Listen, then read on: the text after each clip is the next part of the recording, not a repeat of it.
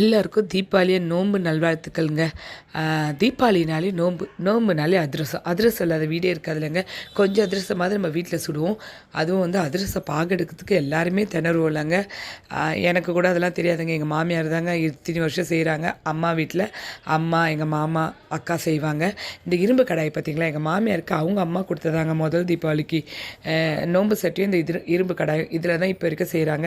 அவங்களே எங்கள் மாமியார் மட்டுமே பாகு எடுத்து எல்லா அதிரசமும் செஞ்சிடுறாங்க.